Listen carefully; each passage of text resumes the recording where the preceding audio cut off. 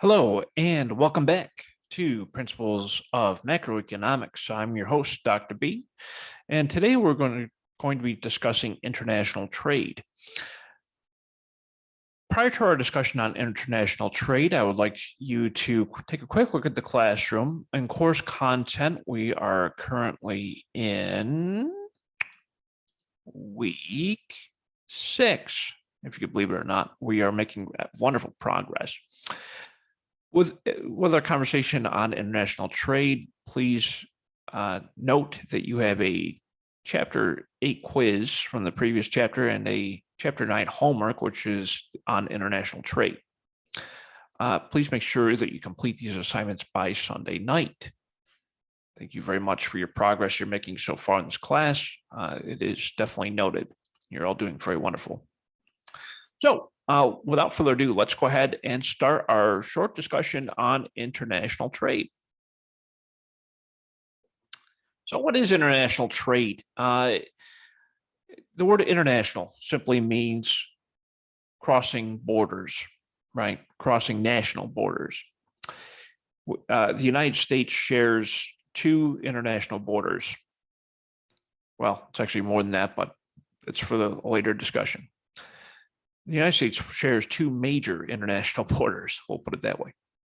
We share a border with Canada, which is a country to the north, and we share a border with Mexico, which is a country to the south. So these are considered international borders. We, as a nation, do a lot of trade with Canada and Mexico. Trade is the exchange of goods and services between 2 individuals. Trade is the exchange of goods and services between 2 individuals, 2 companies, 2 countries. The idea of trade is it's an exchange for good or service, right? And the United States does a lot of trade with other countries, mainly Mexico and Canada. And our country, the United States, imports and exports goods and services between the countries. And so when we talk about trade, you hear the word import. Import simply means we are bringing goods and services into the country. Export means we are delivering goods or services outside of the country. And who benefits from trade? Well, most everyone benefits from trade to some degree. Some get harmed from trade, and we'll talk a little bit about that. And who do gains outweigh the losses? Maybe it depends. There's a lot of exchange when it comes to trade. There are some losses involved. There are some gains involved with trade. Policymakers do restrict imports and exports in certain countries. We call these trade quotas, and we'll talk a little bit about those. The gains from restricting imports and exports to some degree can outweigh the losses, possibly. And what are some common arguments for restricting trade? Do they have merit? These are all great questions, and we'll explore these. So when 2 countries are trading with each other, we explore the concept of comparative advantage of a good. And we talked about this back in Chapter 3. But a comparative advantage simply means the country that has a lower opportunity cost in comparison to the other countries, lower opportunity cost. The countries that gain from trade can gain from trade when the exports of the goods have a comparative advantage. And you probably remember that concept from Chapter 3. As you recall, equilibrium is a point where supply equals demand. That's the point of equilibrium, where the price times the quantity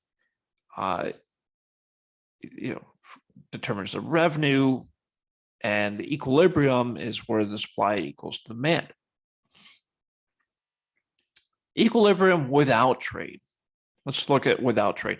When there is no trade, the buyers and the sellers are domestic. Domestic means within the country, okay, within the United States. Equilibrium and price and quantity are determined by the domestic market, meaning the market within the United States.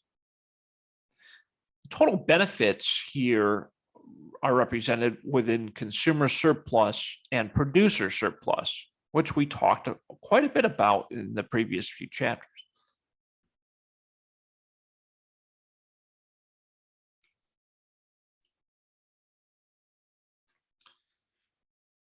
When we look at markets as being either domestic, international, or global, right?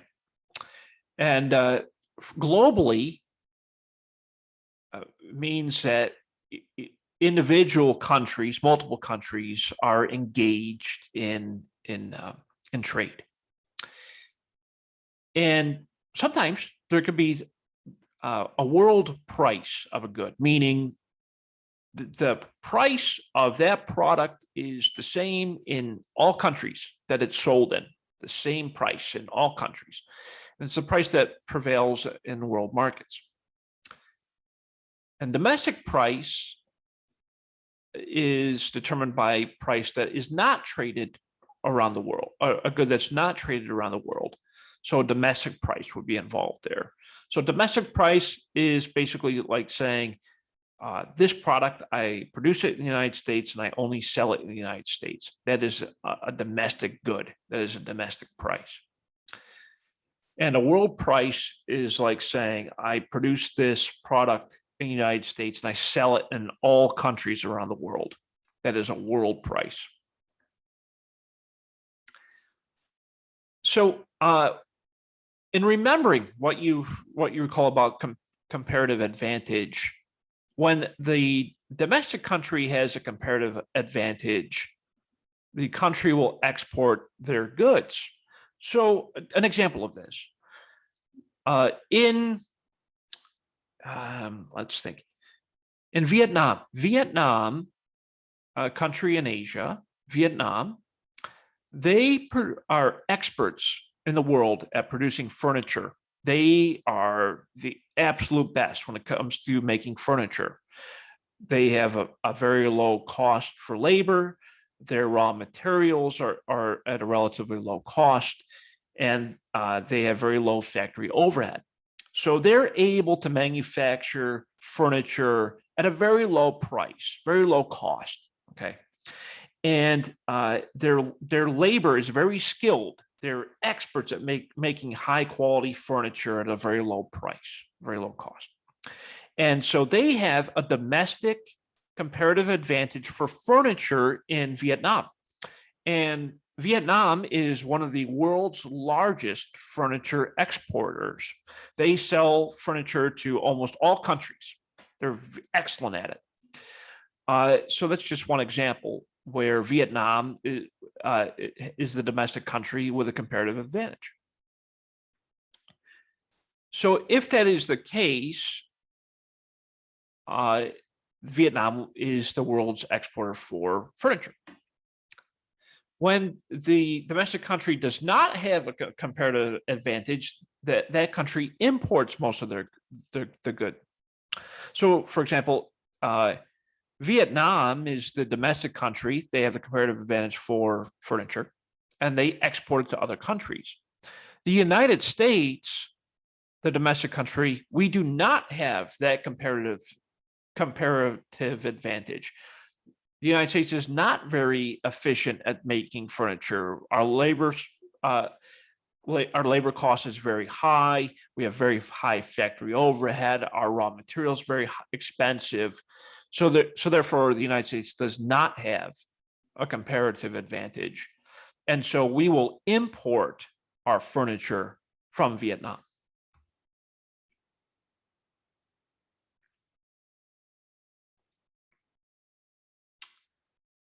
So when we take a look at world markets from the perspective of international trade, we examine small countries as being price takers in the world marketplaces. What this means is the actions have no effect on the world price.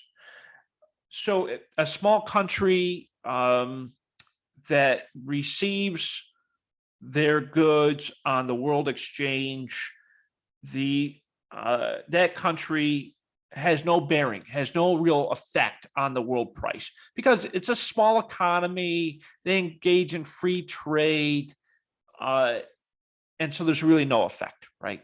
They don't have influence on the world price. It's a small economy, right?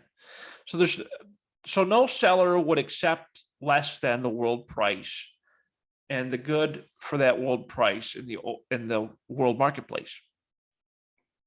And no buyer would pay more than that world price because they could buy the good in the open marketplace.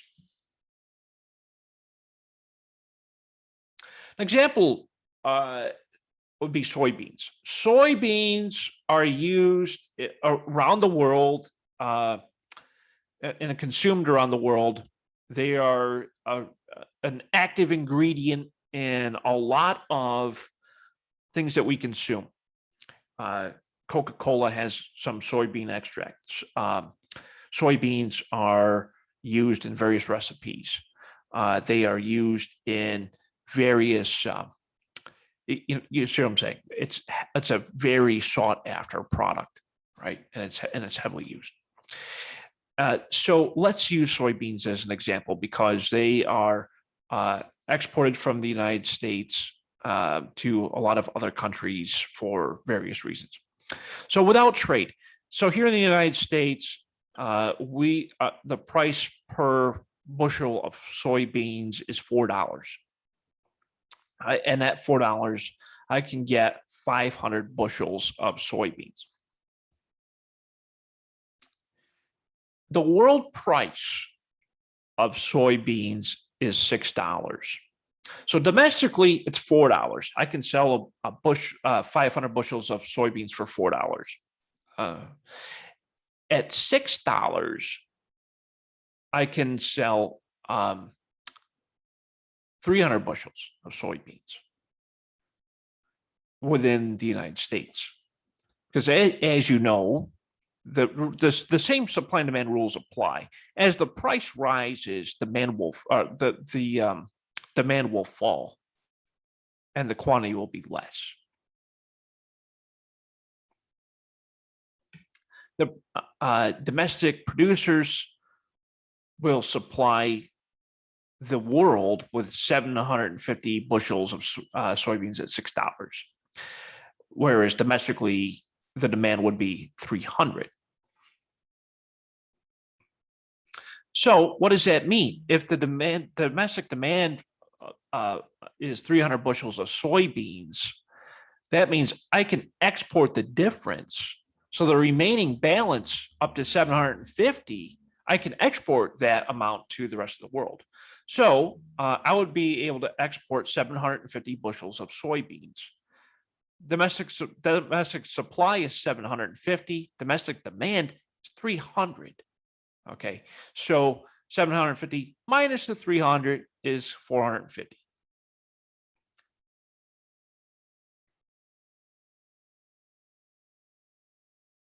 So let's take a look at our consumer surplus. It's represented by A and B. Our producer surplus domestically is represented by C. And together, A, B, and C represent our total surplus. And that's without trade. That's all domestic. With trade, our consumer surplus is A. Our producer surplus is represented by B, C, and D. And our total surplus is A, B, C, and D together. The gain from trade, of course, is represented by D. It's how much I'm exporting. Let's take a look at an example, plasma televisions. Plasma televisions, one of the largest producers of televisions is Sony. Sony their world headquarters is in Japan. They manufacture the majority of their television sets in other countries, primarily in South Korea, and also in, I believe it's Taiwan. So let's take a look at Sony TVs, for example. Without trade in Japan, which is where Sony is located, they can produce and sell plasma TVs $3,000, and they can sell 400 units. In the world marketplace, they can actually sell their televisions for $1,500 a piece. So under the free trade, how many televisions can the country import or export? So let's take a look. So domestically, we have a much higher price point and 400 units. Internationally or worldwide, we can sell it for 1,500, which means that our domestic demand would actually be much higher. So let's take a look at this difference. So, of course, we would import. Japan would be importing plasma TVs from elsewhere because of the lower price point. So the best way to think about this is exports would be above the domestic price. Imports would be below the domestic price. So, of course, consumer demand would be much higher domestically. It went up from, we'll say, 300 to 600 because of the lower price point. And because of the lower price point, we have a little less supply because the suppliers will typically not produce at lower prices than it can domestically. And so because of that, we will have greater imports. So Japan would import 400 units at a price of $1,500 a piece.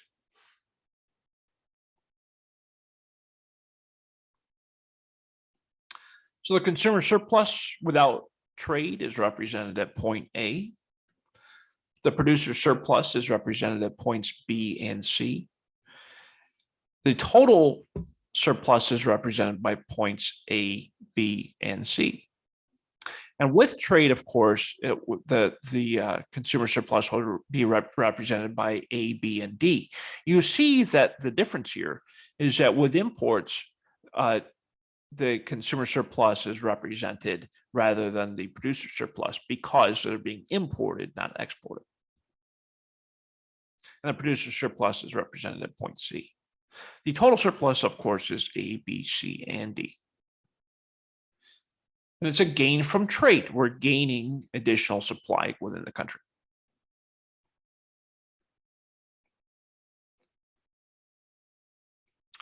So let's take a look at the effects of trade in summary. So when the world price is greater than the local price, the domestic price, there will be exports in the direction of trade. The consumer surplus falls, the producer surplus rises, and the total surplus rises. It makes sense because there's more exports. When there's more imports, that is representative when the domestic price is higher than the world price. There'll be more imports in order to drive the overall price lower.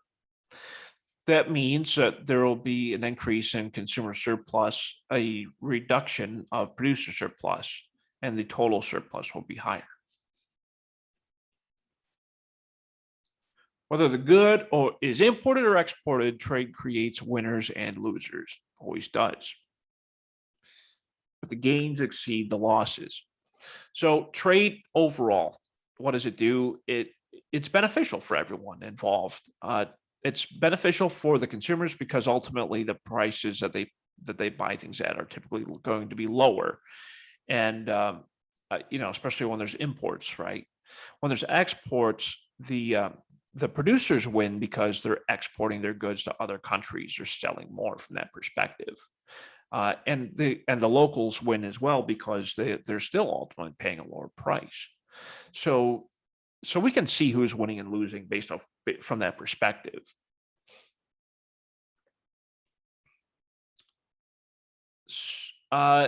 When does trade benefit most Americans? Because Americans, we typically buy goods at lower prices that are not made in the United States. The vast majority of the stuff that Americans consume are imported into the United States from China, from elsewhere, right? Well, actually, in fact, most of our goods nowadays come from China, although we do a lot of trade with Mexico and with Canada. But for the most part, America is a consumer country rather than a producer. It was not the case in the past, but is the case now. So in looking at that, sorry, went a little too fast there. And looking at that, there are benefits of international trade. Consumers receive increased variety of goods. So in other words, I can buy different types of furniture rather than just one type. Producers have lower costs based off of economies of scale. There's increased competition, which reduces the market power of domestic firms. In other words, when there's greater competition, there's more choice, there's lower prices for the consumers. And there's an enhanced flow of ideas that facilitates the spread of technological advances around the world. So when one company gets really good at something, usually word spreads pretty quick, and so does that technology. An example of that would be in 1918 when Henry Ford invented the Ford plant, the Ford method, which is the assembly line. The assembly line was a wonderful technological advancement back in 1918, and now that technology is being used around the world by almost all auto manufacturers. And so that brought the price of the automobile very low in comparison to other methods of production. And that was a result of trade. So why do people oppose trade? Well, the people that lose money oppose trade. And they lobby for more restrictions on trade. The losses are typically concentrated among a small group of individuals who feel them acutely. Who is that? Who loses from trade? Well, if the domestic producers, where their price is higher than the import price, they ultimately lose in trade because the people shift to the lower prices, right? Which ultimately leads to job loss. An example of that would be Kodak in comparison to Fuji. A Fuji camera costs a lot less than a Kodak camera. Why is that? Well, here in the United States, Kodak is made, Fuji is made in Japan. The lower cost of Japanese labor, the lower cost of supplies in Japan, and the greater technology almost drove Kodak out of business because more people were shifting to buying Fuji cameras than they were Kodak cameras because Kodak had higher labor costs, higher cost of materials, higher overhead, and so ultimately they lost on the trade front. And so, but who felt that? The people that worked at Kodak, of course. And then who gains? That gains are spread thinly across a lot of people. So not everyone sees the benefit of trade, but ultimately you feel it in the long run. And the winners from trade could compensate the losers and still be better off. So that's why we say that pretty much everyone ultimately benefits from trade. So let's talk about tariffs. Tariffs are a tax. The word tariff, that's a tax. It's a tax on goods that are produced abroad and sold domestically. So when I purchase something from China, uh, I'm paying a tariff on it. I'm paying a tax for, and it's sold here in the United States. I'm paying a tax, right? So a tariff is a tax on something that's made somewhere else and sold domestically. When there's free trade, the domestic price is equivalent to the world price. There are no taxes involved in free trade. There are no tariffs on free trade. And that's common with trading partners. So if something is made in Mexico or in Canada and sold in the United States, there's no tariff on that because of NAFTA, the North American Free Trade Agreement. And the North American Free Trade Agreement is an agreement between the United States, Mexico, and Canada to not place tariffs on products bought and sold across those three countries. Tariffs are typically placed on imports. So imports coming from around the world, there's typically taxes or tariffs placed on those imports. And they raise the price of that product when it's sold domestically. And it's usually above the world price. And that's by the amount of the tariff. So in other words, the buyer is paying both the product cost plus the tariff. So what if there's a tariffs on something like cotton shirts? In this example, the world price is $20. And with free trade, buyers demand about 80 units. And the suppliers will supply about 25 units. The difference, of course, are the imports, because it's below the point of equilibrium, of course. So buyers demand 80, suppliers supply 25. Well, if the demand is greater than the supply, I need to import the remaining balance. So 80 minus 25 equals 55 imports. Now let's include a tariff. Now, because I'm importing, there's going to be a tax. There's going to be a tariff, assuming that it's not a part of free trade. So in this example, there's a $10 tariff on all of the shirts imported.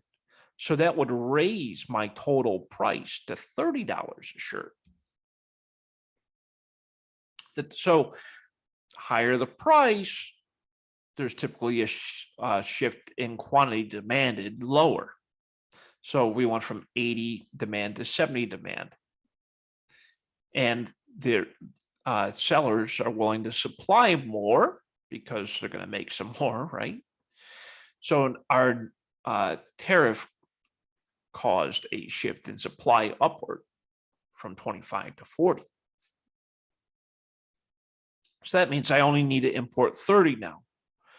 So the import is, of course, the difference between the demand and the supply. Demand went down, supply went up, therefore I need to import less.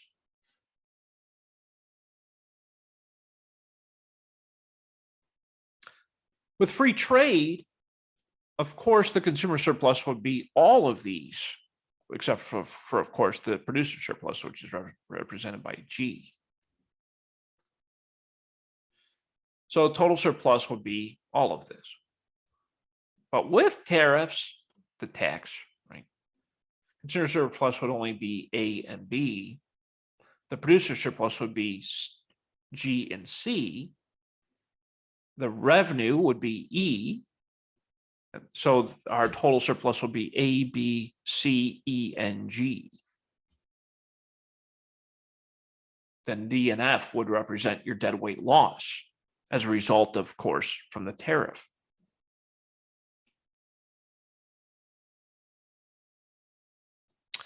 And the deadweight loss is from the overproduction of shirts. They're still producing, but they're not going to be selling as much because of the rise in price. About quotas. And you heard me say this word quota, I believe, toward the beginning of our conversation today. A quota is a limit on, and an import quota is a limit on the number or quantity of goods that can be imported. This has the same effect as a tariff does because it limits the quantity. When you limit the quantity, of course, there's going to be a raise in prices, and it reduces buyer's welfare and increases the seller's welfare. So what does this mean? Or an example of this would be Toyota. The United States many years ago imposed an import quota on Toyota, the auto manufacturer, and also on, I believe it was on Honda as well.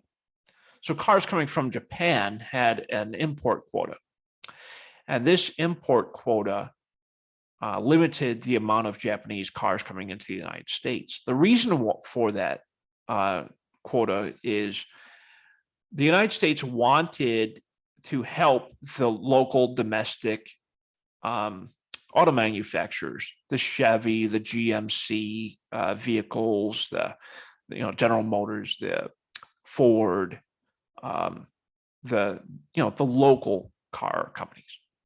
So the idea is that the quota protected the marketplace for the local manufacturers. So what the quotas also do is it creates greater profits for the foreign producers because the price point will be higher because they're only able to sell less to the country that's importing the goods. That's also why you see that some foreign car prices are higher than the domestic ones. And of course, there's an argument for jobs when there's these types of restrictions.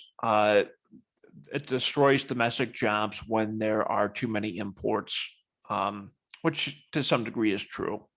Free trade creates jobs at the same time, though, at the same rate that they're being destroyed. And unemployment typically does not rise as a result of imports because there's a job loss from imports, but it's offset by the gain in jobs for the exporting industries. And here's an example of this. The United States imports skyrocketing over time, whereas unemployment is remaining pretty much the same because they would shift to other industries. The people would shift to working under other industries.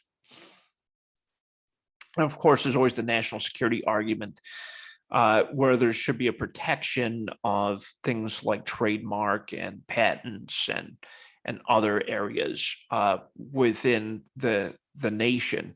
And so therefore we should limit our exports on things that are sensitive, like, for example, our technology. Our technology in the United States is relatively superior to other countries, and the United States likes to protect the intellectual property, right? And so there might be certain restrictions on exports for that reason. And of course, there's also the infant industry argument. So when something's super new, there needs to be a study on that industry, and there needs to be a way to protect it to some degree. And so there might be restrictions in place on new industries. An example of this would be the biotechnology industry. It's relatively new. It's an emerging market, and so, but it's difficult to implement in practice. So temporary policies are created, but it's hard to remove them, and the protection is not always necessary.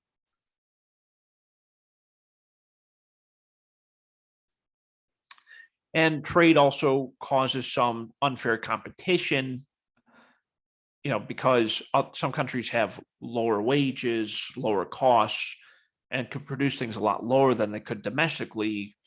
And so therefore the government will issue subsidies to the domestic country producers in order to sustain them. And so an example of this in the United States, the government provides subsidies to farmers that cannot export as much as they used to because of international competition. An example of that would be the rice paddies in the United States in comparison to rice in Asian countries. And then another example would be soybeans grown in the United States and soybeans grown elsewhere at lower prices. So there's protection as a bargaining chip agreement where our trading partners agree on certain things, and there's a threat that some of those might not work. The World Trade Organization. World Trade Organization was established in the 19th century between Great Britain and several other countries. And the concept of the World Trade Organization is to establish relationships between countries to remove trade barriers. And so in recent years, Chile and South Korea joined the World Trade Organization. And these multilateral organizations help to reduce these trade barriers. And earlier I gave the example of the North American Free Trade Agreement, which is between the United States, Mexico, and Canada, where we do not have tariffs on goods and services exchanged between our three countries. And that was established back in 1993. And then another popular one is the General Agreement on Tariffs and Trade, which are negotiations between countries on limiting tariffs. And this was found after World War II as a response to high tariffs imposed during the Great Depression. And tariffs have since been reduced by about 40% to 5%. And it's enforced by the World Trade Organization. As of 2015, there were 162 countries, which is about 97% of the world's trade. So there's a couple of advantages to these approaches. One is that there are more free trade than there are unilateral approaches. These reduce restrictions on what can be sold abroad and at home. And there are also political advantages where there are fewer, better organized producers than there are consumers, and there are greater political influences. So in summary, free trade, yeah, it's a good thing. It most assuredly benefits pretty much everyone to some degree. When the country imports goods, it's typically done at a lower price than it is domestically. When a country exports goods, it's typically done at a lower price point than it is on the world stage. And tariffs benefits producers and generators revenue for the governments, but consumers ultimately lose because of the higher prices. And of course, there's always arguments surrounding trade. There's a lot of people for and against it, but for the most part, free trade, it ultimately betters everyone. And that, my friends, is the conclusion of today's discussion on trade around the world and international trade. So, as always, if you have any comments, questions, or concerns, please feel free to email me, call me, set up office hours. I'm always here for you 100% of the time. Please, as always, stay safe, wash your hands, do the right things, and I'll see you again next time. Thank you all so much for your time today. I sincerely appreciate you, and I look forward to seeing you in the next course. Thank you so much. Bye-bye.